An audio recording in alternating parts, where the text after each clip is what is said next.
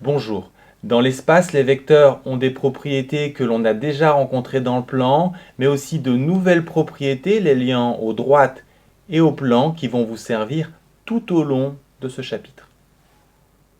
Si deux vecteurs dans l'espace sont collinéaires, alors, comme en deux dimensions, leurs coordonnées sont proportionnelles. Ici, on voit que V égale 3 fois U. Par contre, en 3D, vous ne pouvez pas utiliser la technique avec le produit en croix à cause des trois coordonnées. Si des vecteurs ne sont pas collinéaires, on dit qu'ils dirigent un plan. Par exemple, ces deux vecteurs ne sont pas collinéaires car pour passer de 1 à 0, il faut multiplier par 0. Et pour les y, pour passer de 2 à 6, il faut multiplier par 3. Comme le coefficient multiplicateur n'est pas le même, les vecteurs ne sont pas collinéaires et donc dirigent un plan. En fait, U et V dirigent non pas un plan mais un ensemble de plans parallèles.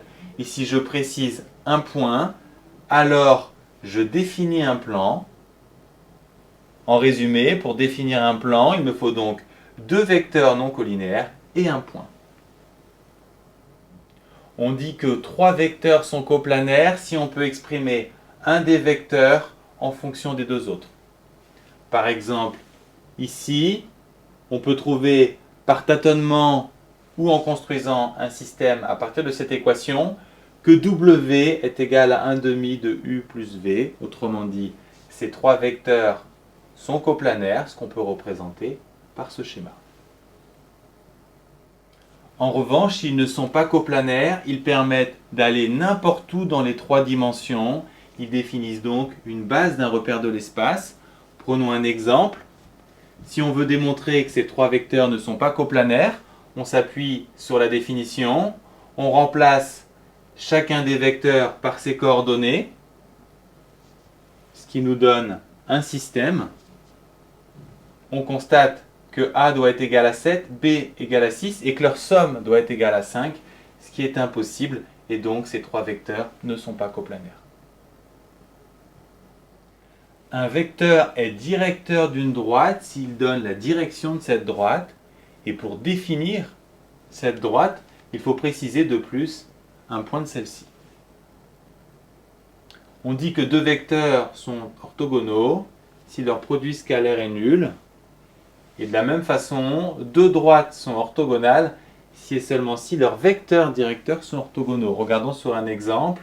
Si on prend D1 et D2 qui ont pour vecteurs directeurs respectifs U et V, on fait le produit scalaire de U et de V, on obtient moins 1 plus 1 soit 0. Le produit scalaire étant nul, les vecteurs directeurs sont orthogonaux et les droites sont orthogonales.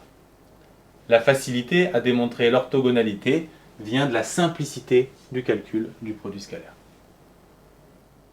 On dit qu'un vecteur est normal à un plan si et seulement si il est orthogonal à tous les vecteurs du plan.